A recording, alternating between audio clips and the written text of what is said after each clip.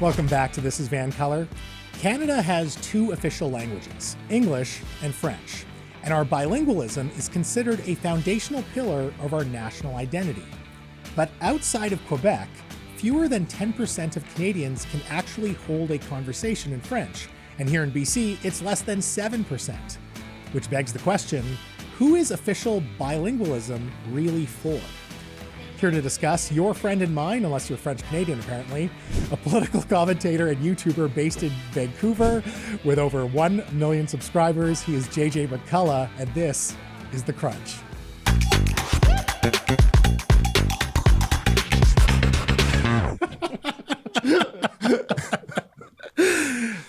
JJ, you wrote a very controversial piece in Maclean's. Did I? You did. Okay. You argued that official bilingualism in Canada has failed. What do you mean by that?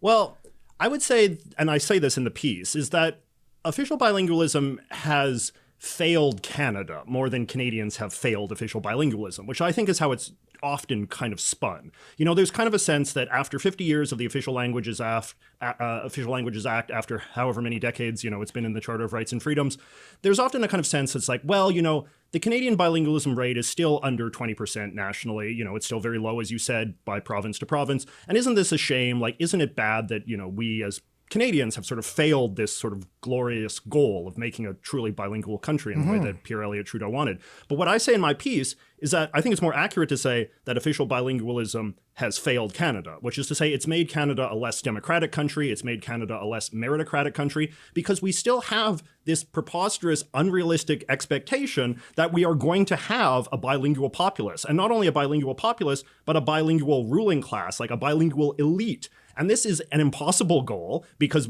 everything we know about language acquisition says that you learn a second language based on your need for communication. You don't learn a second language because, you know, some guy in Ottawa tells you that it would be good for the national spirit to learn the second language, and that's why bilingualism rates have remained incredibly low.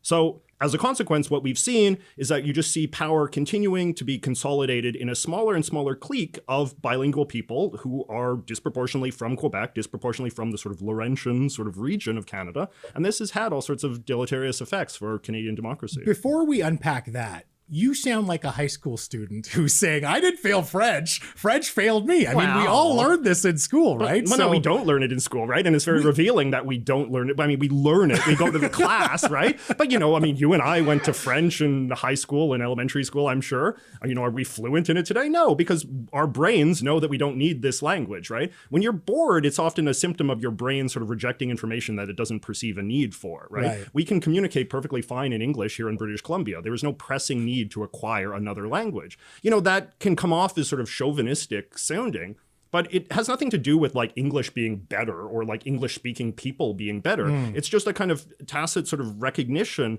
of the utilitarian function of one language relative to another. And again, like English is just the global language. It's the language that we use on the internet. It's the language we use to speak to people from, you know, all sorts of different parts of the world. It's a bridge language. It's a language that unifies. It's not irrational to have a resistance to learning or acquiring or becoming fluent in French, which to most Canadians is a kind of exotic and useless language. So let's talk about the consequences. You already kind of touched on this idea of a power concentration. Can you explain that for us a little more? How has bilingualism entrenched, you know, power and interest? Yeah. Well, for example, let's think whenever a party leader steps aside, what is the adjective that you hear so often touted in the national press when we're sizing up potential candidates? It's always like fluently bilingual. Is so-and-so fluently bilingual? Can so-and-so then aspire to become the head of a political party, whether that's the NDP, the Liberals, the Conservatives, or what have you?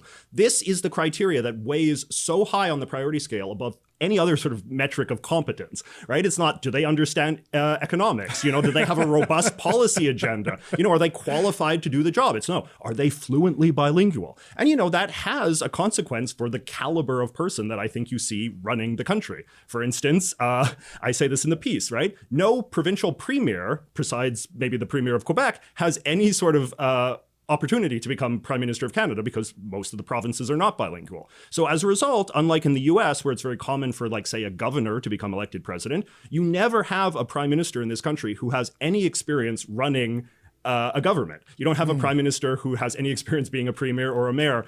Being a head of government seems like it would be a reasonable qualification to expect for somebody who wants to lead a whole country, a G7 nation.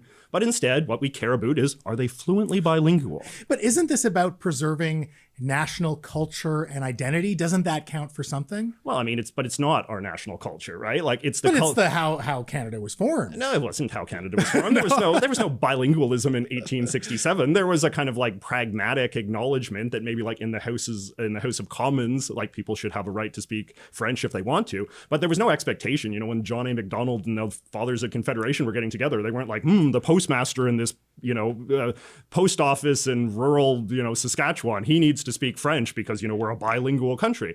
It's this idea that I think comes from Pierre Elliott Trudeau and sort of the folks around him in the 60s, who kind of had a very Quebec-centric understanding of Canada. They had this sort of theory, the two founding nations of Canada, which is basically a kind of like very Eastern-centric idea that Canada is basically Ontario, the kind of English province, and then Quebec, the French province, and they're sort of like in a marriage, and then you've got all these kind of like auxiliary things tacked onto the side that don't really matter. So the idea is that like it seems reasonable from that perspective for the Canadian ruling class to be equal parts French and equal parts English. But what I'm saying is that just doesn't accurately describe the nature of the country that we see today, which is overwhelmingly English speaking, obviously with sizable minority immigrant populations that speak all sorts of different languages, and then a French speaking population that is disproportionately concentrated in Quebec. That's the reality of Canada. And so bilingualism is a kind of like fantasy that is used to describe a country that never really existed. Wow. Do you just want us to be the 51st state? Is that where we're headed? Well, I mean, I don't know. It's like people sometimes say this kind of thing. It's like, well, this keeps us different from the US. But it's like,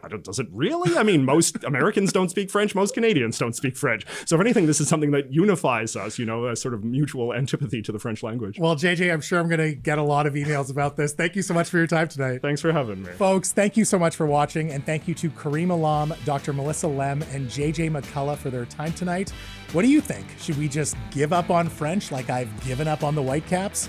Shoot me an email, mo@thisisvancolour.com. Also, you can find me on all the socials @VanColor. Until next week, stay colorful. Peace.